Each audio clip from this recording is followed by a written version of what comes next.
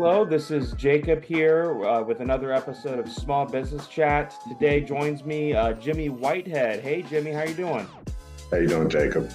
Hey, I just wanted to have Jimmy on here today with another episode again of our business podcast where we bring on small business owners as they take us through some things, talking points, advice of how they got first started so that can help people like yourselves that are watching right now start out.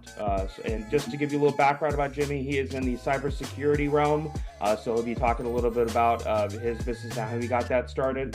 Jimmy, just tell us a little bit about yourself. How did you first get started and when did you first get started? Sure. Well, first, thank you very much for the invitation to participate in this podcast. A little bit about my background. I grew up in Washington, D.C., single. I had a household with my father, Master Chief, James Whitehead Sr. We grew up in Southeast Washington, D.C., which is like the Anacostia, Berry Farms, Linden, Poland, Congress Heights area. And graduated from Ballou Senior High School. The day that I graduated from Ballou and came home, my father took me into the kitchen and he took a plate out of the kitchen and a hammer. And he broke the plate in the trash can and he told me that was my last meal at his house. Oh. The next day on Saturday, he took me down and had me sign up to go into the Navy. So the day after I graduated, my father, probably his father did the same thing to him. You know, a North Carolina custom, I guess, when you get 18, it's time to man and go out there. And so I went into the Navy. I served 6 years in the Navy, came out the Navy, worked on Capitol Hill. Well, first I worked at a law firm as a file clerk. And back then I was making $9,500 a year. And I saw there was an opportunity to work in a word processing section. And that would have been a raise to $13,500 a year. And this is 1978, 79. So I got that job, started making more money. And then one of the partners that I was friends with, J. Coleman Bean, told me that antitrust litigation was going to happen and they were going to let about half of the law firm go and I need to go stop looking for another job. So just out the Navy, I didn't know. So I looked in the newspapers and I saw where he said, no, first Coleman told me, he said, Jimmy, you should go into politics. I said, well, what's politics? What politics is. And he said, Capitol Hill, the White House, blah, blah, blah. So I started looking in the newspapers and I saw where this congressman needed a word processor, computer operator. And since I was already doing word processing at that law firm, which was on a little magnetic card back then, I applied for the job, got the job working at Capitol Hill. I worked for several different congressmen until one day I got a call from a guy named Jack Kemp, who was a congressman from Buffalo, played for the Buffalo Bills. And he said, look, I heard you're the best computer operator on Capitol Hill. I want to hire you. I told him what I need to get paid. He said even his AA means administrative assistant. He said his administrative assistant doesn't get paid the amount I was asking for. And I told him, I said, well, your administrative assistant can't work that computer either the way I can. So to make a long story short, he gave me the job. And when I started working for him, the first two books he gave me, but he said, while you're in my office, I want you to read.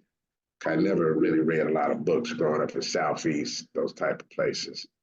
And the first thing he handed me was a book called The American Renaissance. And the other piece of paper he gave me was called Enterprise Zones, which is now we know as opportunity zones these days. Read that and I started applying some of the principles.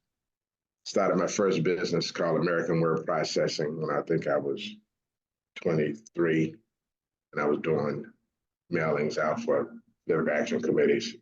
And then this guy named Ronald Reagan got elected. And some friends of mine connected, gave me a job working for Reagan. In between that, I worked for Lee Atwater, who was the chairman of the Republican National Committee.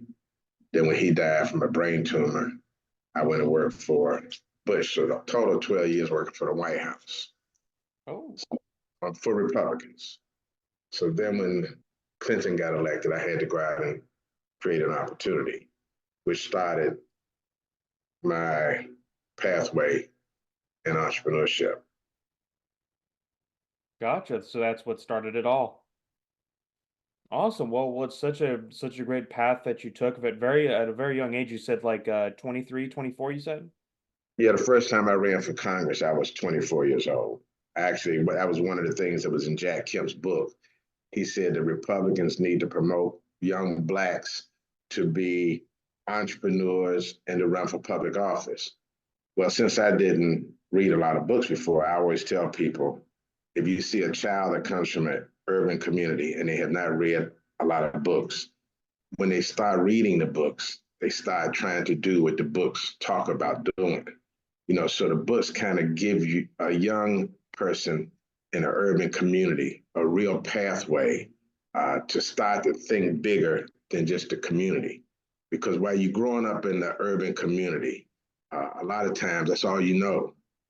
But books will open up new pathways for you to pursue other aspirations because it was because of books that I started businesses and I got involved with politics, etc. Gotcha, gotcha. And I also had a quick question for you. Maybe you can tell anybody that is of similar age. I'm actually 26 myself. And I started when I was like 21, 22 years old, started getting myself in the business mind frame and mindset. What are some skills or attributes that either somebody should possess in those shoes when you're that age? And what can somebody that doesn't have those skills or attributes at this time, at the time being of that stage in their life that they can try to do better at? Well, I would say first, anybody that wants to be an entrepreneur is on the brink of insanity because it's crazy. I always It's not an say, easy path. yeah, I always say that you can go get a job at the post office or at the government and work for 30 years. Get a check every 2 weeks. At the end of 30 years, you can retire and get a pension. But those are people who have a good head on their shoulders, people who pursue a career in the government or the military. Those are smart people. Entrepreneurs are completely maniacal because they believe that they can turn something that is an idea that is air into something that is real and tangible and valuable. They have this creative piece in their head that believes that they can go to sleep, have a dream about something, and then turn it into something tangible. And I'll give you a case in point. My first I forgot was a movie out probably before you were born called Waiting to Exhale with Whitney Houston in it. And because my background was really presidential politics and doing political things as an operative to win elections, I always think in terms of what does it take to become president? And basically, every household in America needs to hear your name on the TV or an advertisement at least 3 times, right? Every household. That's the goal. That's why they raised a couple of $1 billion to buy advertisement just to get their name mentioned about 3 times. Because most people that vote for a president doesn't even know what his policies are. They just remember his name, right? Exactly. So, yeah. So when this movie came out called Waiting to Exhale, I noticed this phenomenon about women, black and white women, that I did not have to say, did you see Waiting to Exhale? I just had to say, did you see Exhale? Okay, I didn't say Waiting to Exhale. I said, did you see Exhale? And most women, black and white, say, oh yeah, I love that movie. I love that movie. And they love the part where the brother cheated on his wife and then she burned up all his clothes inside his BMW. That's the scene that they remember the most. But Yeah. they remembered it. And then I had recalled doing some research and found out that at the Wharton School of Business, they were teaching their students that manufacturers and retailers want products that have an X in the name. Matter of fact, you see above my head, Yeah. RX5, right? You go to a Xerox machine to make an IBM machine to make a copy. You say, I'm going to Xerox something, okay? When manufacturers don't have an X in the name, like FedEx and X space and all this, they have a sign that says we're having an extra big sale. So that X has a marketing value that make retailers, consumers think that it's a higher quality product or is more valuable. Chanel is two C's with an X at the bottom and the top, right? It's Cartier. All their jewelry is X's crossing each other to make a bracelet. So when I saw this and I saw that women recognized the name Exhale from that movie and how much that movie had generated, probably close to $1 billion in terms of production and sales, etc. I said, you know what? I'm gonna start a cosmetic company called Exhale Cosmetics. Oh. So I said, but I got to protect the intellectual property here. Okay, because what I'm branding, what I'm trademarking is a brand that has already been institutionalized throughout the world because of that movie, Exhale, right? And also, exhaling is a pleasant thing to do. If somebody wants to exhale, after you've been through a lot, and you sit down and you chill out, you have a glass of wine by the fireplace, you're exhaling right there, right? So I started doing my research on cosmetic industry. I saw how much money women of color were spending on it, billions. And I modeled Exhale after my hero, Gabrielle Chanel.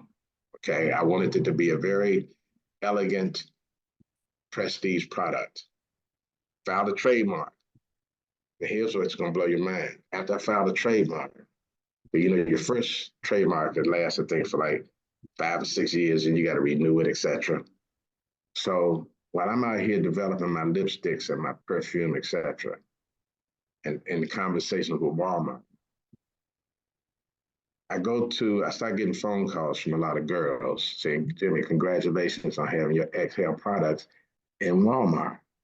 And then another girl will call, congratulations on having your Exhale products in Target, CVS. So I said, wait a minute, my products ain't in none of those stores. So I go around the corner to a Walmart and I see all these bottles of Exhale lotion on shelf.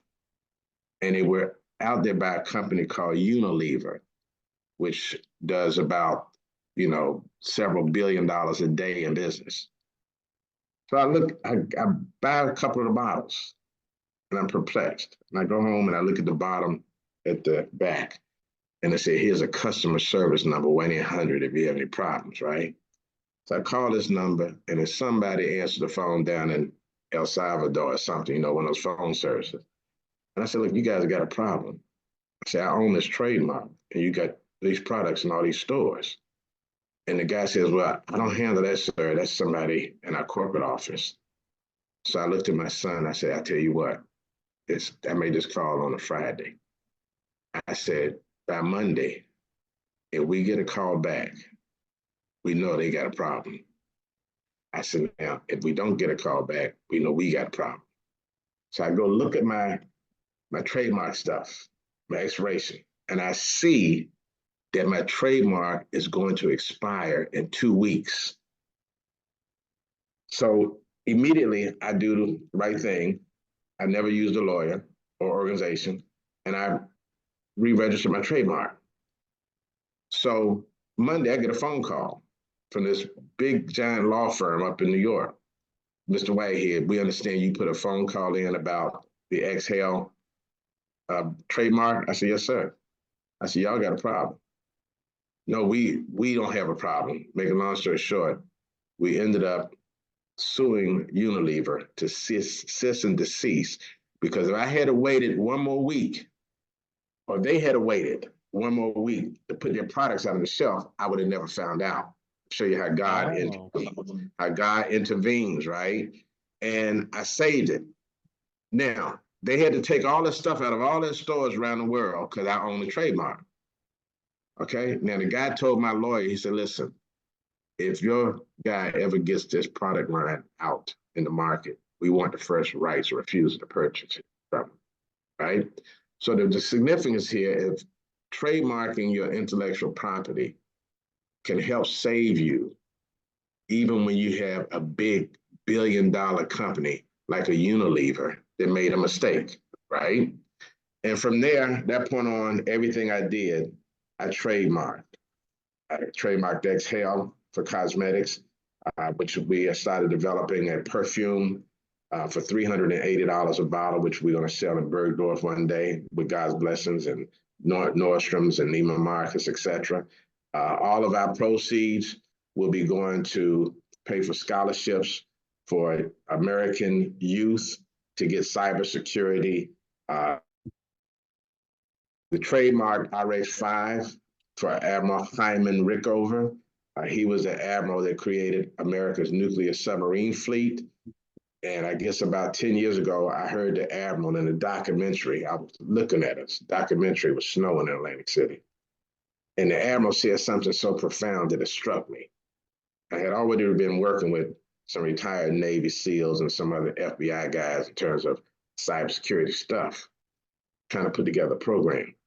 But the admiral said, while Russia, the children in Russia and China and Turkey and these other countries are going to school to become scientists, mathematicians, etc., our children in America are all trying to go to the West Coast to become entertainers. Now, he said this probably 20 years ago, because the documentary I watched was about 10 years old already. And the second time I watched it, when he said it, it hit me. I said, you know what? We're going to name our program the Admiral Hyman Rickover Cybersecurity Workforce Training Program. That's what the R is for. The R in Ricko is for Rickover. Gotcha. The X and the 5 is for the 5 areas that we focus on providing training. But here again, another product that I trademark. It's so important when you come up with an idea or particularly a brand that you trademark it to protect your insanity. Awesome. Great all points there, Jimmy. I mean, I was going to ask you questions about how important trademarks are, but you just came out with it. So awesome. I know we've helped you along the line with that as well. And getting your protection started. That's again why we also Patrice has probably already explained this to you, but that's the reason why we're in the department that we're in is we need to help small business owners like yourself overcome getting their trademark protected. And I know with lawyers and the government and how they are specifically, it's not always the easiest. It's not always they don't even. I mean, you've had probably an office action on one of your trademarks before. It's not they give it to you and it looks like alien technology language when they put it out to you. And so we're there to pretty much just kind of read between the lines and kind of relay that information from the government over to everyone else, that anyone that needs it, obviously, it being relayed. So thank you so much, Jimmy, for going through that of how you first started and also just sharing the importance of getting your business protected as soon as possible. I did want to ask you a question. For your company specifically, because I know maybe some of the people that are watching right now would be more interested in seeing what they could do, just visiting your website after this podcast. But how does your business how do you set your business up apart from others in your industry? I mean, is there a lot of competition? Probably, obviously, with cybersecurity being probably, I mean, I'd be my first question to ever ask you. Is there a lot of competition in your field? Well, first, I want to say this about your service, your company service. Oh, thank you. Uh, I love the way you guys take a very personal approach to providing high quality service. For example, Patrice, I believe that's her name. Um, Once she started working on my one trademark, she went and did her due diligence and found every trademark that I have in the trademark's office. And then she put together a listing of all of them. And she told me that she's going to monitor these and make sure that I don't have that insanity moment in the future. I really applaud you guys for the way you approach providing extraordinary service. What was the question you asked me? Yeah, first of all, I want to thank you for also shouting out Patrice. She's one of our best, and that's what we also strive in our company a lot is to have not only we're not in it really to just make one not necessarily sale, but in this case scenario, but one opportunity to just help our small business owners just help in their entire business in general. We're not looking to just do one thing and just be done with you. We want to be your service provider for life. And obviously, with a small business owner, there's usually most successful small business owners don't only just have one business or one slogan or whatever. They keep developing more. They have more logos. They either have more slogans that they come out with their new names. So we're looking for that long-term connection. So, but the question I did ask you was how do you set your business apart from others in the industry, and is there a lot of competition in your field that you're currently in? Yeah, there's competition. There's always going to be some level of competition. And right now, as you know, cybersecurity, artificial intelligence, machine learning, workforce training is the hottest market out there right now. You know, it's a multi-trillion-dollar market. And I started working on this about 10 years ago, when people really were not even using the word cybersecurity. And what encouraged me to get into this business is when I found out that when there is a cyber attack on America's electric grid, we could lose electrical power from 6 months to 6 years.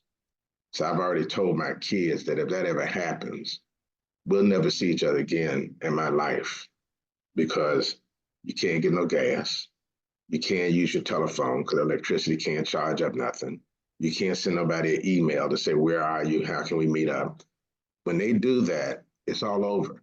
So my first inspiration in the cybersecurity business became America's national security and my family's security, to be able to stay in touch with my mother and two grandkids. I was a single father and I raised them. And now my son, he's a quantitative data analyst for a big financial company, right? So my first motivation was family and national security. But then I said, you know what? Rockefeller once said that wherever there's disaster, there's opportunity. Okay. And I was in the disaster business because my nonprofit called U.S. Humanitarian Aid Response Team, U.S. HARD, we were involved with the hurricane recovery business down in the Virgin Islands in Houston. So I know that disaster destroys infrastructure and everything else. And so I said, let me approach this from an infrastructure point of view.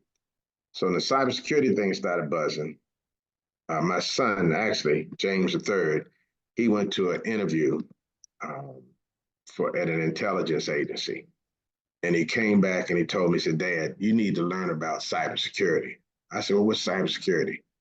He said, it's something that keeps, no, he said, you need to learn about the Internet of Things, the Internet of Things. And this is from an interview he came from the government. So I went and did some research in the interview, the Internet of Things. Then after his second interview, he comes back and tells me, Dad, you need to learn about cybersecurity. I said, well, what's cybersecurity? He says, cybersecurity protects the Internet of Things. I said, okay. So I started talking with this gentleman named Captain Tim Holden, Navy SEAL. You know, he helped us get Osama bin Laden and other bad guys. And he was my business partner, but then he got killed 2 years. Yeah, he was riding his bicycle on Massachusetts Avenue in DC. Retired out the Navy SEALs after 30 plus years of doing that kind of service. 5 beautiful daughters. Now he think he'll spend retirement with his daughters and make makeup with me with Exhale and do cybersecurity projects. He's riding his bike on Massachusetts Avenue. Somebody runs over and kills him, right?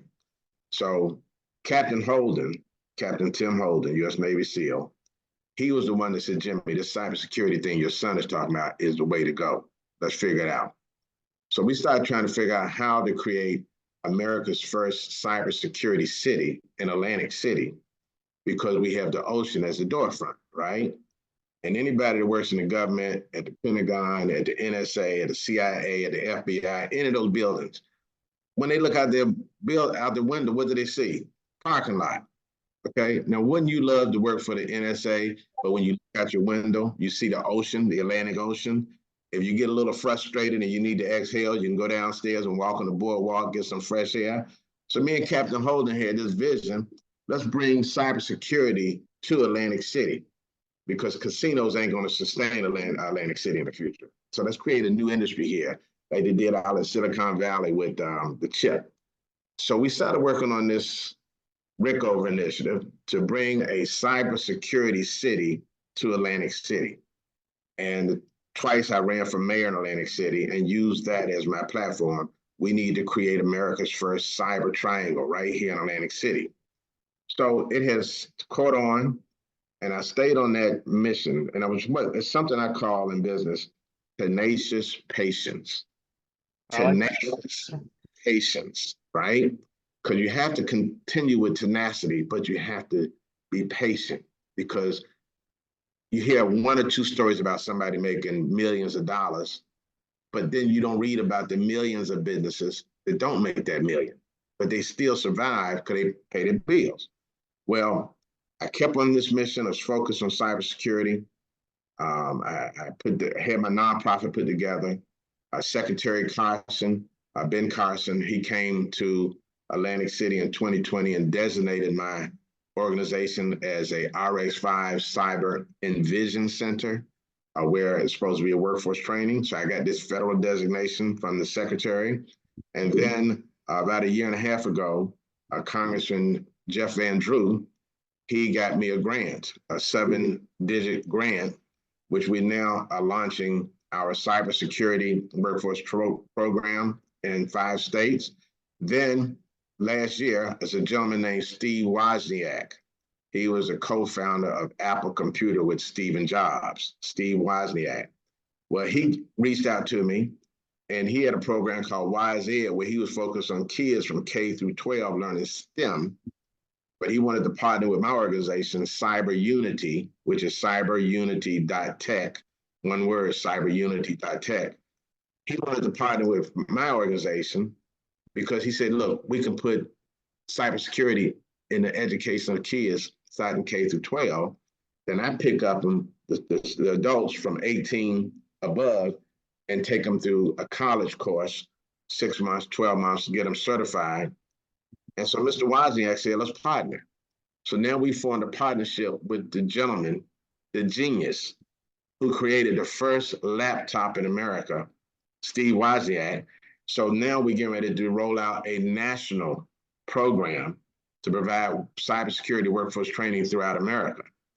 Our goal is to train 2 million Americans over the next several years with certified cybersecurity. Again, protecting the intellectual capital of what we are building is important. That's why organizations like yours are imperative to help somebody protect the intellectual property. And look, you didn't ask me to say that. You're not paying me to say that. I'm just telling the truth.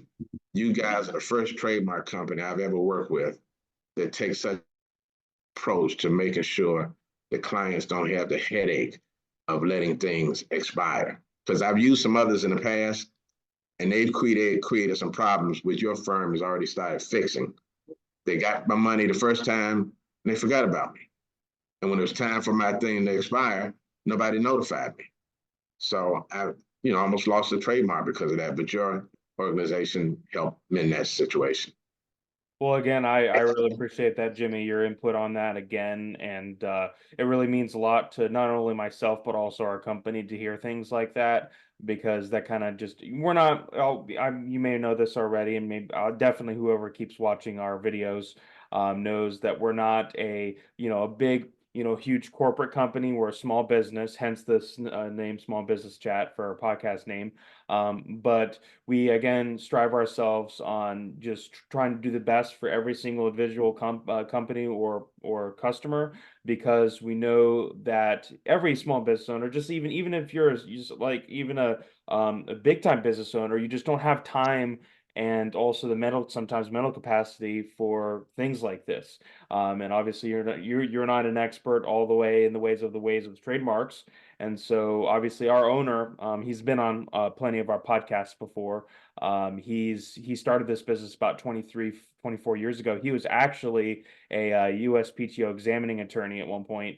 And so his knowledge of the inside of the USPTO has greatly helped us be able to overcome the obstacles of what the USPTO throws at customers or people like yourself in this side of things. So thank you again for saying all of that. That just makes me again so happy to hear that, so we can continue to help more people like yourself get their businesses protected.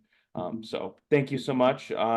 Jimmy, just one last question for you, Sure. and then we'll just send it off here. But I know you talked about a little bit before. I said a few things that entrepreneurs, they're crazy, but sometimes they're crazy good because obviously they're building themselves. They don't have to work for anyone. They just work for themselves. What is one of the most favorite parts of what you do as an entrepreneur, and what makes your job like fun or exciting, and what are some of the joys of being an entrepreneur? But when I say they're crazy, I mean crazy like a fox, because you're right. Yeah, 90% of exactly, the jobs that are created in America come from small businesses, exactly. unequivocally. Um, and then say your question again. What is your favorite part of being an entrepreneur? Yeah. Um, my favorite part Wakes is, you up in the morning and be like, man, today's gonna be a great day. I get to go to do my job. yeah, when I start working at 3 o'clock every morning. I wake up, Ooh, early I wake up, riser. yeah, I get a lot done before everybody else wakes up at 6 o'clock. So, 3 o'clock, 3:30, I'm up. Um, I think what I like the most, because again, I'm a patriotic guy, red, white, and blue, through and through, Same center here. back, all that, right? Um, is to do something in your lifetime that helps other people and helps your country at the same time. I'm very compassionate about when we leave here, we leave the world in a better place. So whatever I can do as an entrepreneur to create jobs for other Americans or can help America be safer from the bad guys or help some kids get some books or some education that they don't have now, that's what inspires me. But on the philanthropic side of entrepreneurship, one of the trademarks you're already working on right now that we have is called Cyber Arts for Peace. And this is what I'm going to end it with. And this is what I mean about philanthropic entrepreneurship. So when I first started Exhale, I was working with a guy that I met named His Majesty Qaboos bin Said Al Said. He was the Sultan of Oman. And Oman is where the frankincense, the three wise men that went to see Jesus in the manger, that's where the frankincense came from. So I wanted frankincense for my perfume. So I said, I want to go to the same place where Jesus' frankincense came from. And I met His Majesty. And once I met him and started working with him, I noticed that the one thing that was most important to him, he wanted to be remembered for leading global peace. And he died. I was in the process of trying to get him nominated for the Nobel Peace Prize, and he passed away. But I remember His Majesty's profound interest in leading global peace. So fast forward, the war happened in Ukraine, and then other things started happening here and there. And I'm listening, I'm saying, you know what? I don't hear nobody talking about peace. Nobody in the whole world, you don't hear nobody talking about peace. So I said, you know what I'm gonna do since we're on this cybersecurity thing and we're gonna connect everything in the world with the internet. Let's start a global youth cyber arts for peace project. And what we're gonna do, we're gonna give all the kids in the world the word peace. And we want them to interpret what that word means to them in art or dance and music and sculpture, whatever it means in the form of art. And then they're gonna send that image to us in our cyber arts for peace cloud. And we're going to be able to analyze what the children of the world, I think that's the ones that we're not listening to. We're not paying attention to the fact that, children around the world, they have a voice. And there's also something in the Bible that says that children will lead the way. So maybe if we can use cyber Internet of Things to connect the children of the world and convey a message to the world about peace, that would be my proudest trademark.